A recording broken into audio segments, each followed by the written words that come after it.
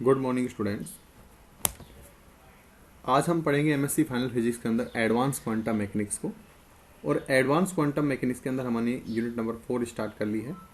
और unit number 4 के अंदर भी हमने इससे पहले फील्ड के बारे में कि फील्ड क्या होता है और फील्ड कितने प्रकार का है, जैसे कि क्लासिकल फील्ड है, क्वांटम फील्ड है। और क्लासिकल फील्ड जो था वो 2 टाइप्स का होता था हमारे पास, स्केलर फील्ड और वेक्टर फील्ड। हमने उनके बारे में चर्चा कर ली। और आज हम पढ़ेंगे Lagrangian formulation for field, Lagrangian formulation for field या आयलर लैग्रेंजन इक्वेशंस। आज का जो टॉपिक रहेगा वो रहेगा लैग्रेंजन फॉर्मूलेशन फॉर फील्ड। और इसके साथ हम इसमें ये भी लिख सकते हैं कि ये आयलर लैग्रेंजन इक्वेशन है। आयलर लैग्रेंजन इक्वेशन को भी हम क्या करेंगे, यहाँ पर डिफाइन करेंगे और साथ में इसको भी फाइंड आउट करेंगे। तो सबसे पहले मैं आपको नॉर्मल जानकारी दे देता हूँ कि आयलर लैग्रेंजन इक्वेशन क्या होती है, या आयलर लैग्रेंजन फॉर्मूलेशन ऑफ फील्ड है वो क्या होता है। तो सिंपली हमारे पास क्या रहता है कि कोई भी एक पार्टिकल है जो पॉइंट ए से और पॉइंट बी तक ट्रेवल करता है। यहाँ पर इसका टाइम t1 मान लेते हैं, यहाँ पर इसका टाइम t2 मान लेते हैं, और ये ट्रेवल करके और बिंदु बी पर पहुँचता है। हालांकि इसका जो पाथ है वो इस तरह ना हो करके हमारे पास इस तरह से भी हो सकता है और इस तरह भी से भी हो सकता है, मतलब जो भी पॉसिबिलिटी हो सकती है किसी तरह से हो सकता है। जब हमें इसका कोई स्पेसिफाई पाथ निकालना होता है या इसका एक्सट्रीमम पाथ निकालना होता है, ठीक है ना, यानी कि पॉइंट ए से पॉइंट बी तक जब जा रहा है तो इसका एक स्पेसिफाई पाथ होगा। ये पार्टिकल केवल उसी पाथ से जाता है। हमें नहीं पता कि पाथ फर्स्ट से जाएगा या पाथ सेकंड से जाएगा या पाथ थर्ड से जाएगा, ये हमें नहीं पता रहता। लेकिन उसको निकालने के लिए हमारे पास एक मेथड है जिसको हम बोलते हैं आयलर लैग्रेंजन मेथड या आयलर लैग्रेंजन इक्वेशंस। और ये मेथड ये कहता है कि आपके पास जो लैग्रेंजन है, जो भी आपको पार्टिकल दे रखा है, ये सिस्टम दे रखा है, वो लैग्रेंजन आपके पास एक्सट्रीमम होना चाहिए, यानी कि t1 से लेकर के t2 डेल्टा एल और जो dt की वैल्यू है वो आपके पास 0 होनी चाहिए। या फिर मैं ये कहूँ डेल्टा एल अपॉन डेल्टा जो t है उसकी वैल्यू कितनी होनी चाहिए, 0 होनी चाहिए। इसका मतलब जो L है वो हमारे पास एक्सट्रीमम है, एक्सट्रीमम है। और जब ये एक्सट्रीमम होगा तो हम इससे आसानी से पाथ फाइंड आउट कर सकते हैं। ये हम क्लासिकल मैकेनिक्स के अंदर भी पढ़ते हैं और यहाँ पर हम फिलहाल क्वांटम मैकेनिक्स के अंदर पढ़ रहे हैं। तो क्लासिकल मैकेनिक्स के अंदर हम कोऑर्डिनेट्स डिपेंडेंसी लेते थे कि जो लैग्रेंजन है वो हमारे पास क्यूजे, पीजे और टी पे डिपेंड करता था। लेकिन यहाँ पर हम फील्ड फंक्शन की बात करेंगे कि वो psi, psi dot, psi del psi पर डिपेंड करेगा। बस इतना सा फर्क है। बाकी लैग्रेंजन जो आयलर लैग्रेंजन इक्वेशन है वो क्लासिकल और क्वांटम मैकेनिक्स के अंदर बिल्कुल लगभग सेम है। तो शुरू करते हैं इसकी क्लास। ये तो मैंने थोड़ा वैसे नॉर्मल बताया, इसको लिखना नहीं है आपको। तो मैं आपको डेफिनेशन और सारे जो फॉर्मूले हैं बिल्कुल क्लियरली बताते चलूँगा, तो आप लिखोगे। यहाँ से मैं थ्योरी भी लिखवा देता हूँ आपको। We know that the Lagrangian function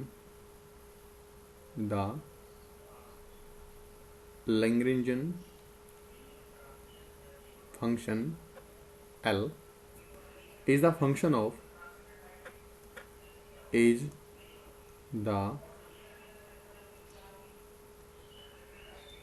function of coordinates of the system.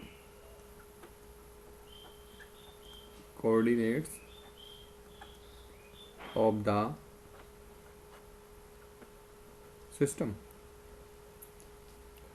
ठीक है, of the component of its velocity, of the component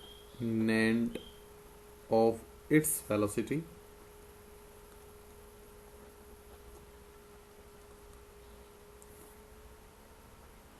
and here it is a function of, here it is, मैं आपको पूरा clear करके बताऊंगा, समझाऊंगा भी, घबराऊं मत। अभी मैं थ्योरी लिख देता हूँ एक बार। It is a function of psi, ये हमारे पास फंक्शन है। If L denotes Lagrangian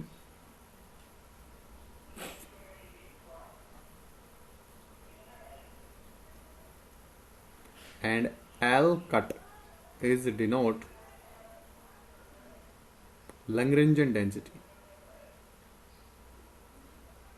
Lagrangian, ये A है, Lagrangian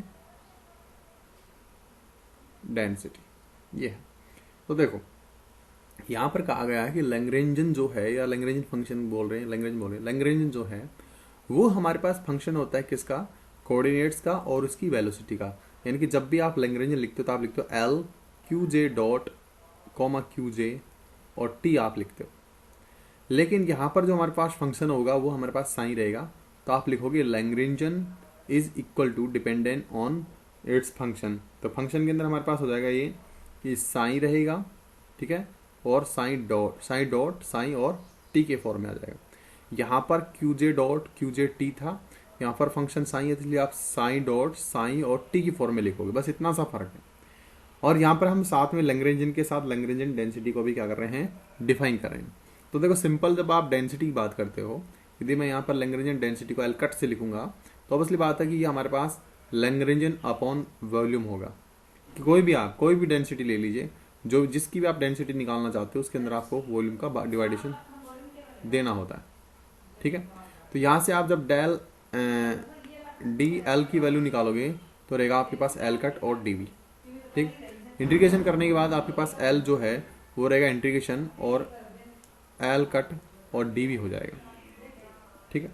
अब जो ये है इसको आप इक्वेशन दे दीजिए, इक्वेशन नंबर फर्स्ट, और यहाँ पर लिखेंगे आप कि यहाँ पर जो एल है वो रिप्रेजेंट करता है लैग्रेंजन को, और जो एल कट को रिप्रेजेंट करता है लैग्रेंजन डेंसिटी को। लैग्रेंजन डेंसिटी को क्या करता है, रिप्रेजेंट करता है। तो अब देखिए इस इक्वेशन से हम एक चीज निकालना चाहेंगे, जो लैग्रेंजन डेंसिटी है वो किस किस पे डिपेंडेंट करेगी। तो ऑब्वियसली बात है जहां पर एल डिपेंड कर रहा है वहां पर लैग्रेंजन डेंसिटी भी डिपेंड करेगी, साथ में यहाँ पर जो वॉल्यूम है उस पर भी वो डिपेंडेंट करेगी। तो हम लिखेंगे the Lagrangian density depend on the Lagrangian density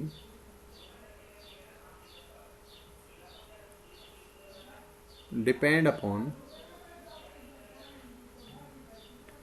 R and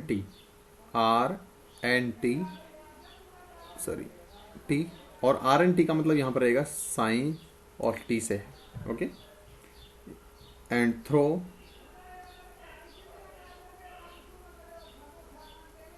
sign r t, आप ऐसा लिख सकते हो। The three component of its gradient and the three component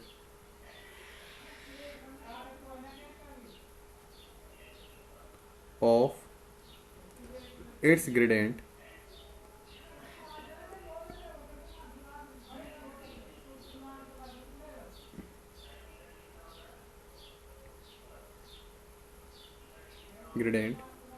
and velocity।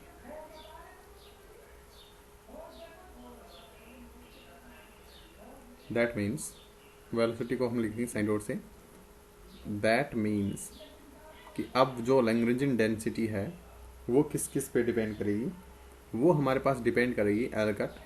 देखो लैग्रेंजन किस किस पे डिपेंड कर रहा था, साइन पे कर रहा था एंड साइन डॉट पे कर रहा था, और टाइम अपने पास टी पे कर रहा था। अब इसके अलावा वो किस पे डिपेंड करेगी, यहाँ पर आप देखो ये लैग्रेंजन डेंसिटी है और इसका मतलब होता है कि आपने उसको एक्स वाई जेड के रेस्पेक्ट में अवकलन किया है, यानी कि ग्रेडियंट फॉर्म और लिखेंगे तो आप लिखोगे यहाँ पर इसके अलावा ग्रेडियंट साइन पर भी डिपेंड करेगी।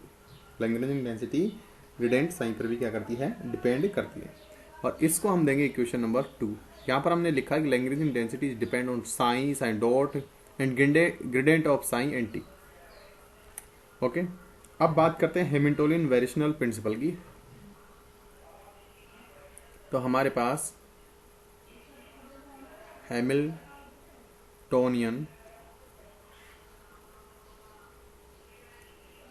Variational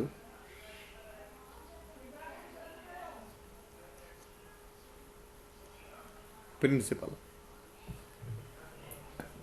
Hamiltonian variational principle is, तो ये रहेगा हमारे पास डेल्टा एंड T1 से लेकर के T2, और इसको अपन लिखेंगे L और dt इक्वल टू क्या होता है, 0 होता है। या फिर आप इसको ऐसे भी लिख सकते हो, इंटीग्रेशन T1 से लेकर के T2 और डेल्टा L और dt इक्वल टू 0 होता है। अब यहाँ पर जो L है वो एक्सट्रीमम होगा, L इज एक्सट्रीमम, ये ध्यान रखेंगे। तो अब हम आयलर लैग्रेंजन इक्वेशन को फाइंड आउट कर सकते हैं।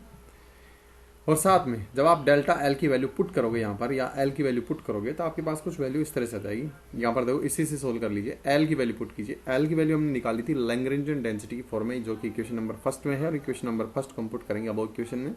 तो put the value of L in above equation. ठीक है, तो अपने पास आएगा डेल्टा और T1 से लेकर के T2, और फिर इंटीग्रेशन, फिर आपके पास L कट आएगा, और ये dependent psi dot del psi और T और dt, और ये वैल्यू कितनी है, 0। इक्वेशन नंबर इसको दे देते हैं 3। अब देखिए, जो यहाँ पर डेल्टा हमारे पास है उसको आप अंदर लिख सकते हो, क्योंकि टाइम पे डिपेंड नहीं करता। तो आप इसको लिख सकते हो इंटीग्रेशन T1 से लेकर के T2, और फिर से इंटीग्रेशन, ये हमारे पास टाइम इंटीग्रेशन है और ये हमारे पास वॉल्यूम इंटीग्रेशन है, सॉरी दोनों ही टाइम इंटीग्रेशन है। तो यहाँ पर लिखेंगे आप डेल्टा और एल कट, और ये रहेगा साइन डॉट डेल साइन और टी और डी टी इक्वल टू 0। और यहाँ पर हमारे पास जो वेरिएशन है उसको अपन एक बार डिफाइन करेंगे। तो वेरिएशन की क्या कंडीशन होती है, अगले पेज में बताता हूँ मैं आपको। देखिए, हमने ग्राफ में इस तरह समझाया था कि यहाँ पर एक पॉइंट ए है और यहाँ पर एक पॉइंट बी है, और यहाँ से हम कहाँ पर जा रहे हैं, बिंदु बी पर जा रहे हैं। इसका टाइम T1 है और इसका टाइम T2 है। एक पाथ हमारे पास ये हो सकता है, इसके अलावा हमारे पास और भी पाथ हो सकते हैं। इस तरह से कोई भी पाथ हो सकता है, इस तरह से किसी प्रकार का पाथ, इसकी कोई शेप कोई पता नहीं हमें, मान लीजिए सपोज दैट। तो यहाँ पर आप बिंदु ए पर देखेंगे कि तीनों पाथ के अंदर कोई वेरिएशन नहीं है। वेरिएशन का मतलब है, देखो ये हमारे पास मान लीजिए स्ट्रेट लाइन है, तो ये इसके अंदर वेरिएशन होगा। इस पाथ के लिए यहाँ पर देखो इतना वेरिएशन है, तो यहाँ पर देखोगे तो तीनों पाथ एक जगह मिल रही है, तो यहाँ पर वेरिएशन नहीं है, यहाँ पर कोई वेरिएशन नहीं है। तो हम लिखेंगे वेरिएशन नहीं है, तो ये डेल साइन आर कुछ भी हो, लेकिन यदि T1 होगा, कितना होगा, T1 का मतलब है पार्टिकल जब यहाँ पर होता है तो अब आगे वो किसी पाथ से जाए, लेकिन ए बिंदु पर हमारे पास कोई वेरिएशन नहीं है। और सिमिलरली हमारे पास डेल्टा साइन और आर T2 की बात करेंगे तो भी यहाँ पर वेरिएशन नहीं है, और वेरिएशन नहीं है तो इसका जो डिफरेंशिएशन है वो कितना हो जाएगा, 0 हो जाएगा। और इसको हम दे देते हैं इक्वेशन नंबर 4। ये कंडीशन है, ये हमारे पास क्या है, कंडीशन है किसकी, हैमिल्टनियन वेरिएशनल प्रिंसिपल। ये कहता है कि इनिशियल और फाइनल पॉइंट पर कोई वेरिएशन नहीं होता, चाहे वो कितने भी पाथ हो, और किसी भी पाथ से वो यदि पार्टिकल जाता है तो वेरिएशन नहीं होगा। For small variations, for small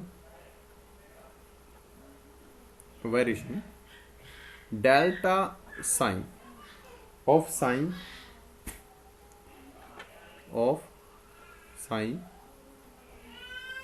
governed by the condition,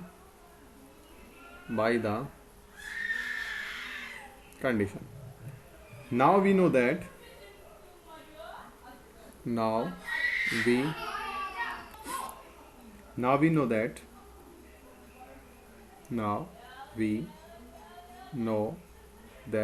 और यदि आपको पता भी नहीं था, हमने इक्वेशन नंबर आप ऐसे लिख सकते हैं यूजिंग इक्वेशन 3। तो आपको मिलेगा कि एल कट जो है वो डिपेंडेंट करता है साइन पर, साइन डॉट पर, ग्रेडियंट साइन पर और टी पर। ओके, आप इसका डिफरेंशिएशन कर दीजिए विद रेस्पेक्ट टू टी, या सॉरी डिफरेंशिएशन कर दीजिए। तो आप लिखोगे differentiation of above equation, differentiation of above equation. तो जब हम इसका डिफरेंशिएशन करेंगे तो आप लिखोगे इसके अंदर कि delta L cut is equal to del L cut upon में del psi and delta psi plus del L cut upon में del psi dot and delta psi dot plus del L cut upon del gradient psi और del gradient psi plus del L cut upon del T and यहाँ पर लिखोगे delta T, ये आता है। अब जो डेल्टा टी है, टी का मतलब है कि आप इसके अंदर वेरिएशन निकाल हो। अब वेरिएशन हमारे पास इनिशियल फाइनल पॉइंट लिमिट है, हमारे पास क्या है, इनिशियल और फाइनल पॉइंट पर लिमिट है। जब आप इसको अभी चलो अपन ऐसे रख लेते हैं, जब लिमिट लगाएंगे तब इसको हम सोल्व कर लेंगे। फिलहाल हम इसको इक्वेशन नंबर 5 दे देते हैं। कितनी आ गई थी अपने पास, 4 आ गई थी ना, हाँ, इसको हम कितना दे देते हैं, 5। साथ में अब जो ग्रेडियंट होता है, ये जो डेल है, ये हमारे पास किस किस पे डिपेंड करता है, एक्स पर डिपेंड करता है, वाई पर डिपेंड करता है और जेड पर डिपेंड करता है। तो इसकी डिपेंडेंस को सोल्व करके हम लिख लेते हैं एक्स और के लिख लेते हैं। और यहाँ पर हमारे पास जो के की वैल्यू रहेगी 1, 2 और 3 रहेगी। जब के का मान 1 रखेंगे इसका मतलब एक्स होगा, वाई के का मान 2 रखेंगे तो इसका मतलब वाई रहेगा, और के का मान जब 3 रखेंगे इसका मतलब जेड को रिप्रेजेंट करेगा। तो हम इसको अलग तरीके से यानी कि ग्रेडियंट फॉर्म को ओपन कर लेते हैं और साथ में यहाँ पर भी हम ग्रेडियंट फॉर्म को ओपन कर लेते हैं। तो इसलिए हम क्या कर रहे हैं, इस इक्वेशन को हम या इस टर्म को हम अलग से सोल्व कर रहे हैं, इस टर्म को हम अलग से सोल्व कर रहे हैं और सोल्व करके वापस यहीं रख देंगे। तो आप ले सकते हैं कि इसके अंदर, और साथ में इस टर्म को भी हम सोल्व करेंगे। तो इसको आप मान लीजिए ये फर्स्ट है, ये सेकेंड टर्म है, ये आपके पास थर्ड टर्म्स है और ये आपके पास फोर्थ टर्म। वैसे फोर्थ की आवश्यकता नहीं पड़ेगी, तो अपन सेकंड और फोर्थ टर्म्स को लेंगे।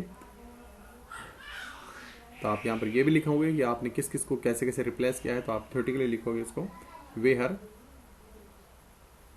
We have replace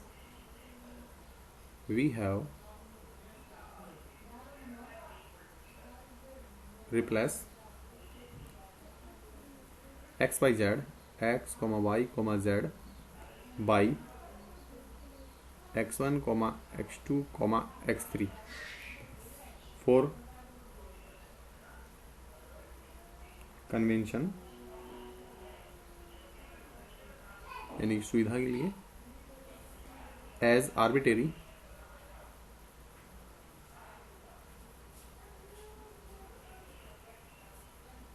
variation delta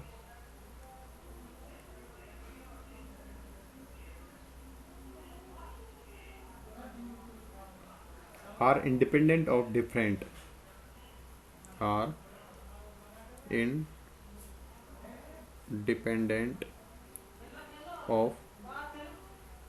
का मतलब है डिफ्रेंशिएशन। तो हमें पता है कि जब आप डेल्टा ले रहे हो और यहाँ पर आप लिखोगे del psi upon del x के लिखोगे, क्या लिखोगे, डेल एक्स के लिखोगे, तो ऑब्वियसली बात है कि यहाँ पर जो वेरिएशन है वो डेल पे डिपेंड नहीं करता, इसलिए वो अंदर आ जाएगा। तो आप लिख सकते हो डेल अपॉन डेल एक्स के और साथ में डेल और साइन, इस तरह से आप इसको लिख सकते हैं। जब आपके पास डेल और साइन डॉट है तो आप कैसे लिखोगे इसको, डेल और del psi upon del t लिखोगे। अब देखो ये टी पे डिपेंड नहीं करता तो भी अंदर आ जाएगा। अब लिखोगे डेल अपॉन डेल टी और डेल्टा साइन, इस तरह से आ जाएगा। और इसको आप दे देंगे इक्वेशन नंबर 6। तो आप यहाँ पर देखेंगे हमने लिखा है साइन डॉट, और साइन डॉट को हम लिख सकते हैं कुछ इस तरह से, और यहाँ पर लिखा हमने ग्रेडियंट साइन। तो ग्रेडियंट साइन का मतलब ये होता है, इसका मतलब ये है कि आपने डेल और डेल साइन इस तरह से लिया है, और इसको ओपन करते हैं तो डेल अपॉन डेल एक्स के आता है। के की वैल्यू अपन ने बता दी, मैंने यहाँ पर बताई कि एक्स वाई जेड की फॉर्म में हमने इसको लिया है, ये अलग है ये। और वैसे भी ये चीज़ आपको पेपर में नहीं लिखनी, वैसे समझाने के लिए लिखा मैंने, ठीक है। अब आपको ये क्वेश्चन नंबर 6 आपको रखनी यहाँ पर और यहाँ पर। वैसे मैंने ये सेकंड टर्म सोल्व की है, ये सेकंड टर्म्स है, और ये हमारे पास थर्ड टर्म्स है। आप इक्वेशन नंबर 6 को इक्वेशन नंबर 5 में रख दीजिए। तो आप लिखोगे put equation number 6 in equation number 5 and we get. तो हमें मिलेगा कि delta L cut is equal to, ये रहेगा डेल एल कट अपॉन में डेल साइन और डेल्टा साइन आ जाएगा, प्लस इसको आप लिखोगे डेल एल कट अपॉन में आप लिख सकते हो डेल्टा, और ये है delta psi upon del x के, इसको ओपन कर दिया मैंने, और ये हो जाएगा डेल अपॉन में डेल एक्स के और डेल्टा साइन। टी वाले को भी लिखेंगे तो प्लस रहेगा डेल एल कट अपॉन में डेल साइन डॉट, और ये रहेगा हमारे पास डॉट में डेल अपॉन में डेल टी और डेल्टा साइन, इस तरह से। ओके, और लास्ट जो टर्म है उसको भी मैं लिख देता हूँ। वैसे लास्ट टर्म की जो वैल्यू आती है 0 आती है, लेकिन फिर भी मैं उसको लिख रहा हूँ। रीज़न ये है कि मैं आपको समझाने के लिए जब उसके ऊपर लिमिट लगाएंगे तो ही हम उसको 0 करेंगे, इससे पहले नहीं कर रहे। तो हमने लास्ट टर्म भी लिख दी है, और इसको दे रहे हैं इक्वेशन नंबर 7। तो आज तो हम हमारी क्लास में इतना ही डिस्कस करेंगे, और इससे नेक्स्ट क्लास में हम इसी इक्वेशन को और आगे सोल्व करके और हम आयलर लैग्रेंजन इक्वेशन जो है उसको हम कैलकुलेट कर पाएंगे। तो अभी काफ़ी बड़ा अपने पास टॉपिक है, तो इतने बड़े टॉपिक को हम एक साथ सोल्व नहीं कर सकते, इसलिए हम उसको स्टेप बाय स्टेप, यानी कि कम से कम 1 घंटे की क्लास हो जाएगी, इतनी बड़ी क्लास नहीं पढ़ पाएंगे, इसलिए हम इसको यहीं रोक रहे हैं। और इसका जो हाफ पार्ट है वो आपको अगली क्लास में मिल जाएगा। तो आज के लिए इतना ही, मिलते हैं अगली क्लास में, तब तक के लिए गुड डे।